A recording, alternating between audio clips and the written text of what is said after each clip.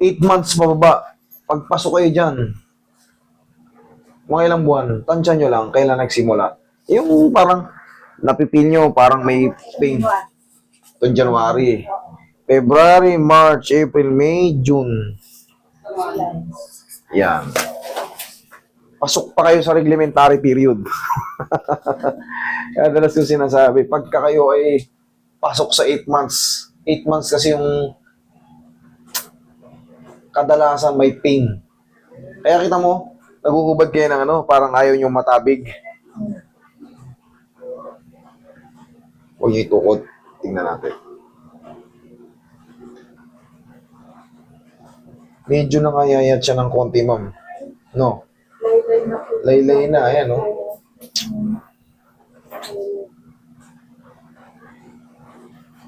Tingnan natin.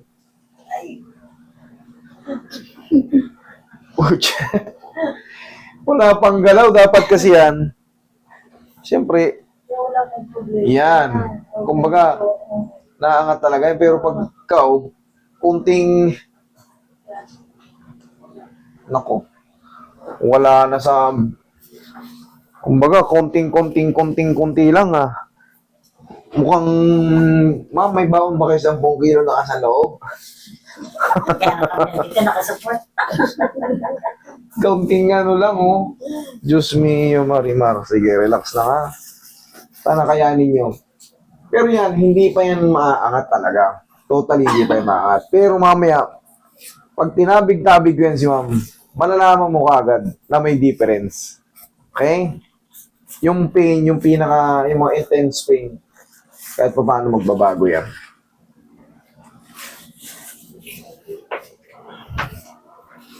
Sinadya kong umupuro kasi nga hindi kakapiranggot lang eh. Pag ginanito ko, ay magwawala yan si ma'am sa sakit. Taga saan po kayo? Kamarin. Layo nyo pala. Okay, relax lang. Ayun namin. Nakita ka namin sa FB. Oo.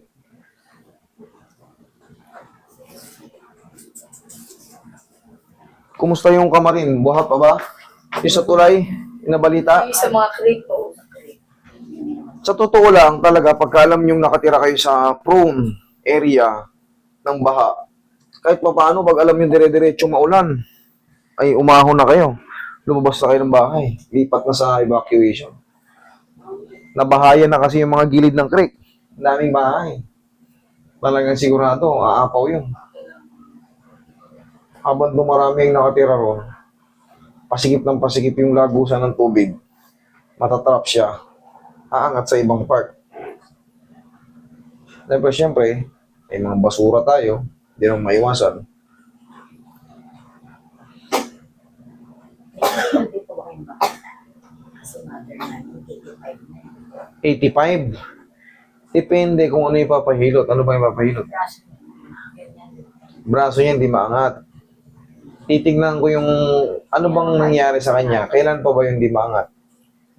Yung malutong na kasi ang malutong na yan. Pero siyempre, kaya ko namang alalayan yan. Pero tatanungin ko muna, bakit nagkaroon ng ganun? Baka natumba siya before. Hindi naman Kaya kapag natutulog siya. may pit. Tsaka tumataas din sugar din natin. Tumataas ni sugar ni nanay mo. Kaya. Argent pa. Ngayon, masakit ba? Nasasaktan siya? Oo, pag nakatatang na tulog, tapos pagka gising niya, masakit yung ganyan.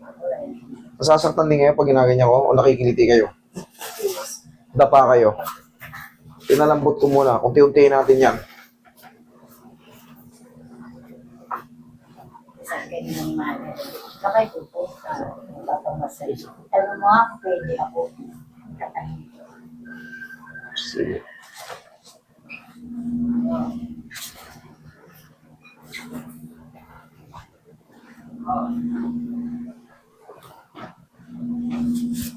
Relax lang, ha. Yan, lambutan mo lang. One more. Okay, relax lang. Huwag mo lalabanan. Bibiglayin natin. Huwag mo lalabanan. Kailangan to eh. Relax lang.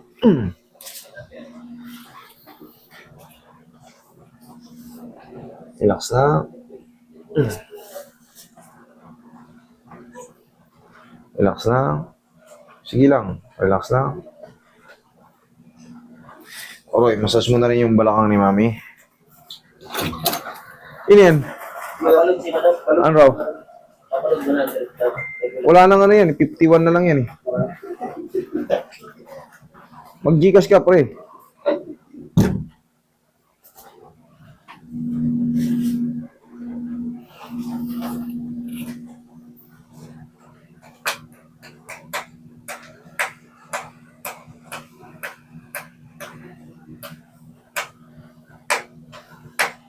Kamarindi.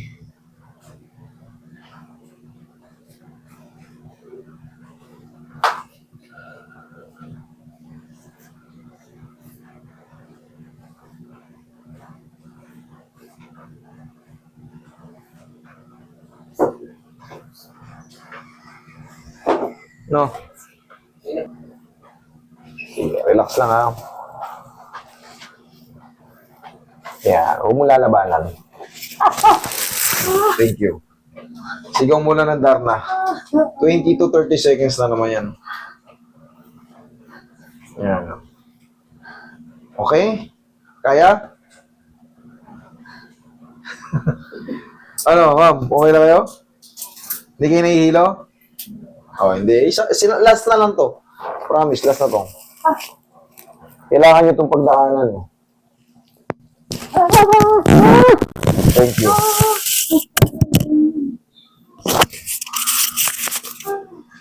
Okay, tapos naman na.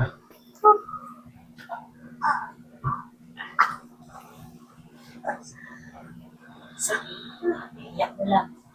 Sakit ba? Parang hindi naman eh. Pagkasin yan siya. Sabi nga namin eh. Kaya nakita ka namin, kaya na-search namin kagabi lang. Kasi kagabi ganyan siya. Natakot na sana namin siya ng hospital.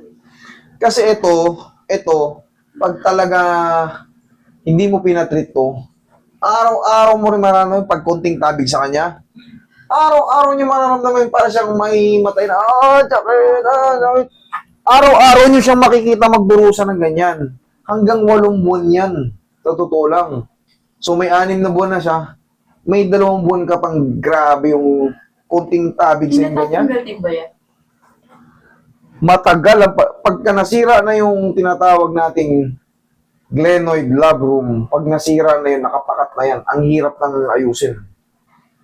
Kaya kailangan ipa-adjust nyo to. Masaktan man kayo, pero mamaya may changes. Kasi pag hindi nyo pina-adjust yan, at matabig-tabig kayo ng ganyan-ganyan, ay, ganun din, nasasaktan din kayo day by day. So, doon na kayo sa nasaktan kayo, at may improvement.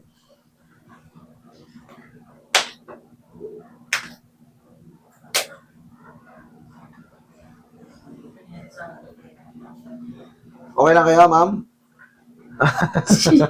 Yan. Okay lang? Oh, relax lang. I-round ko lang. Kahit pa paano, magbabago yan. Kanina, ganyan lang. Shhh. Yan. Meron ng Kaya na. kanina, kunting angat lang. Para tayong nakukuryente. Ngayon, lingon ka ron kay ate. Kahit matabig-tabig na siya na bearable na siya. Hindi na siya yung Tsaka idiin mo ngayon. Idiin mo sa higaan. Hindi, higa kang patagilid. Idiinan mo ngayon. Tignan mo ngayon yung Tignan mo yung changes ngayon. Ganunan mo, mamo. Di ba pag natatabig yan, sobrang sakit? Kaya na. Okay, ganun talaga. Kailangan yung pagdusahan yung... Kaysa naman natatabig kayo ng sobrang sakit, parang gusto nyo magpa-hospital. Ganun lang talaga. Ito na yung kasunod dito, mama. Kaya. Ayan, malakas na, Oh, walang masakit. So, katagalan, bubuka ng maayos yan. Kumbaga, luluwag na siya. Basta palagi nyo lang yung tinuturo ko. Nanonood kayo sa akin, dire-diretso nyo na. Para alam nyo yung gagawin. Tapos, bumili kayo ng pau. After nyo mag-stretching, haplusan nyo ng pau yung balikat nyo. Abot nyo naman yan. Abot mo naman yan. Kung saan yung mga may masakit. Tapos, dire-diretso na yan. Okay? Thank you.